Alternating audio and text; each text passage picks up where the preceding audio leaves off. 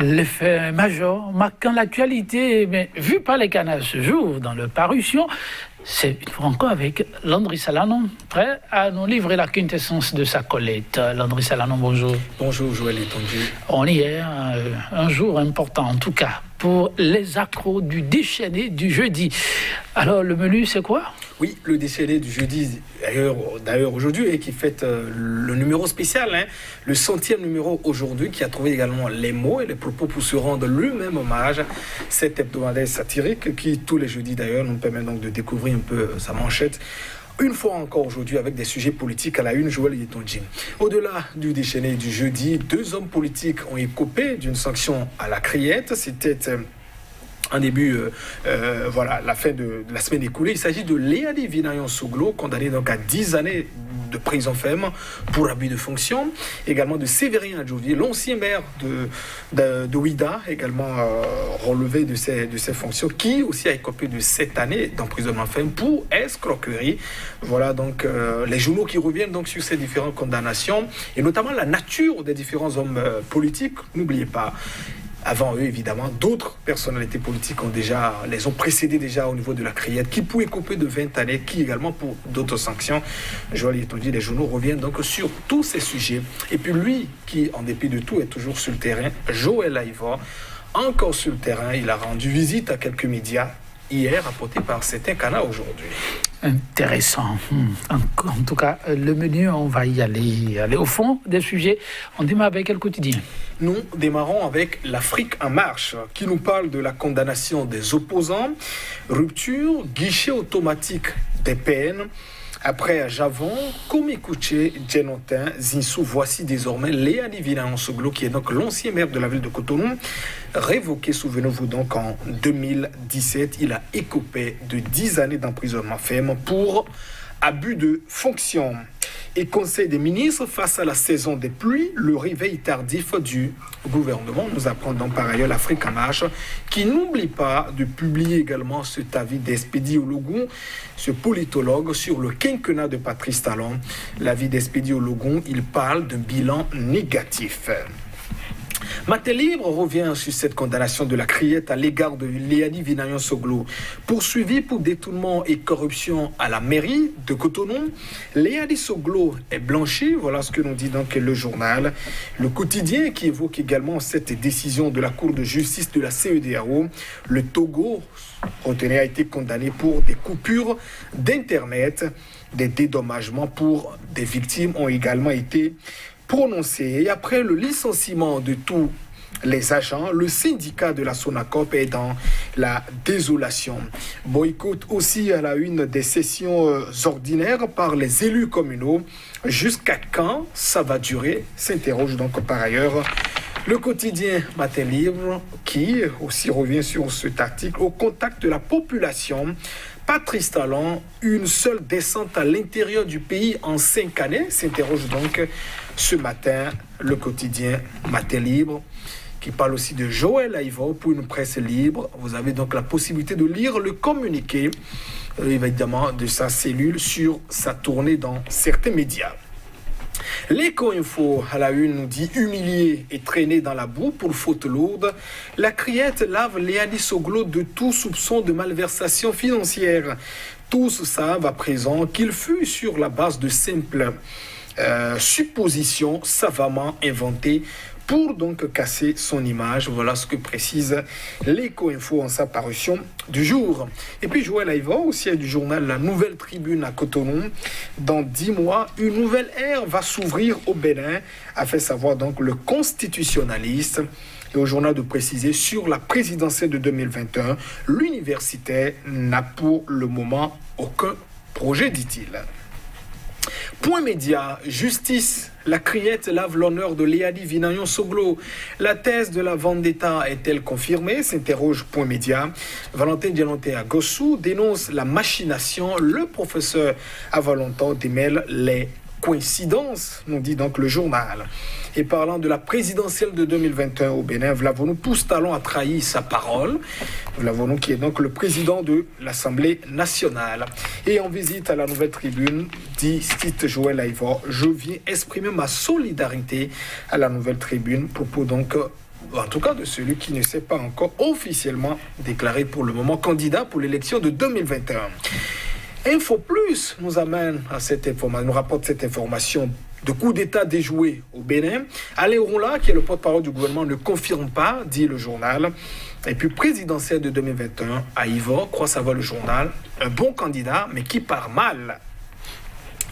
La Nation, le quotidien de services publics, innovation pour un meilleur climat des affaires, des modifications envisagées au code des marchés publics. Voilà ce que nous dit donc le journal. Et puis l'économiste qui nous rapporte cette information sur le changement à la tête du groupe Ecobank, 32e Assemblée Générale Ordinaire. Alain Nkonchou est le nouveau président du groupe Ecobank.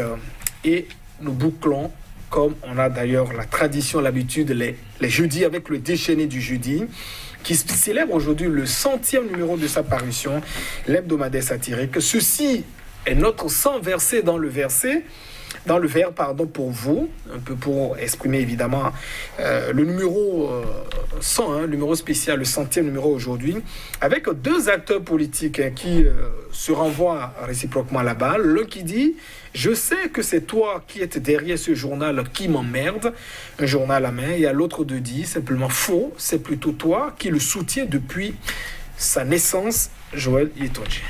Merci Landry Salanon. Nous allons partir sur le même pied que vous.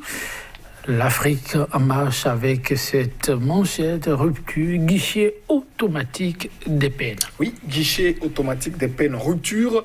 Après Javon Djenotin Zinsou, voici désormais Léali.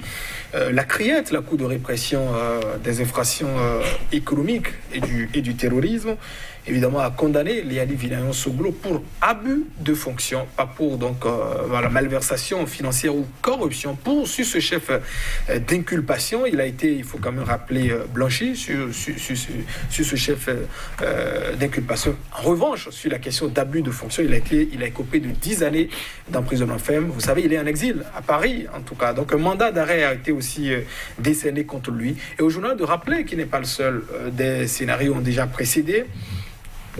Sébastien Jamais Ajavon a également écopé de 20 années de prison. Komi Kouché a écopé également de 20 années de prison au niveau de la CRIET. Et la conclusion du journal, la rupture, est-ce que c'est un guichet automatique de peine, autrement dit pour distribuer donc les différentes peines? Alors si peut-être on peut estimer pour toutes ces personnes qui sont condamnées, en tout cas si elles veulent pour certaines d'exercer la voie d'appel au niveau de cette juridiction, le débat en tout cas à la fois sur la légitimité, l'utilité de cette juridiction continue toujours de se poser. D'ailleurs on est même allé jusqu'au niveau de la Cour africaine des droits de l'homme et des peuples déjà pour poser le problème avec différentes recommandations, certaines mises en place. Et le deuxième aspect, c'est de voir aussi la nature, par exemple, de ces différentes personnes qu'on évoque, qui, il faut sans doute le rappeler, qui ne sont pas les seuls qui passent devant la CRIET et qui copent donc de condamnation. Mais quand on voit à la fois Komi Kouché, Sébastien Jamais Ajavon et Léali Soglo, qui sont des acteurs politiques importants, on sait qu'ils ne parlent pas le même langage avec le régime en place, on se pose la question, est-ce que pour forcément régler des questions politiques, ce sont des condamnations politiques pour les empêcher sans doute d'être candidats pour 2021 ou pour exercer d'autres droits civiques également politiques. En tout cas, le constat qui est là, Joël Yetonji, même si pour une ou deux condamnations pouvait quand même se réserver, en tout cas la nature de ces personnalités qui continuent désormais à se succéder au niveau de la CRIET, amène quand même à beaucoup réfléchir. Attention, je ne dis pas forcément qu'elles sont disculpés de tout soupçon ou de tout élément. Évidemment, je n'ai pas accès au dossier, mais quand même, pour ces condamnations qui interviennent pour ces personnes de façon précise, on commence notamment à s'interroger beaucoup sur l'utilité, sur la pertinence notamment de ces peines, de ces lourdes peines qui sont distribuées. Imaginez un monsieur qui a 60 ans, voulu coffrer, à 20 ans, peut-être il a 80 ans pour sortir de la prison. La liberté est quand même très, très importante. Et le risque que nous avons toujours, c'est de savoir est-ce que par la suite aussi, ce n'est pas peut-être une voie qui est donc ouverte de cette manière et qu'on se laisse, juste pour régler peut-être des questions politiques, envoyer des gens en prison de cette manière. Le Bénin, ça n'est pas cette culture. Et je crois qu'il est toujours temps de changer Joël Étoile. Jamais trop tard pour mieux faire, dit-on. Et Landry Salanon, l'heure est quand même au bilan. On apprécie le parcours de la criette, mais d'abord le parcours de l'actuel locataire du palais de la Marina, Patrice Talon. Et c'est Matin Libre qui revient et parlant de bilan, s'est intéressé à la descente de l'homme dans la partie septentrionale du pays. La fin du quinquennat rime avec une seule descente. Le quotidien se demande pourquoi ce choix. Oui, il faut le rappeler, depuis 5 ans que Patrice Talon est à la Marina, c'est une seule fois, en tout cas officiellement, qu'il est descendu dans le Nord. On a vu cette visite à Parakou avec ce bain de foule accueilli par le maire qui revenait fraîchement de remplacer Souradjou, le maire Charles Toko, qui l'a donc accueilli dès sa descente. Donc une seule descente à l'intérieur du pays. On se pose de question, est-ce que c'est volontaire, par exemple, de la part du chef de l'État, ou forcément c'est une contrainte, mais il a été obligé donc de pouvoir le faire. Et c'est quand même très très insuffisant pour un chef de l'État qui devrait quand même être proche de son peuple, pouvoir l'écouter, recueillir les préoccupations.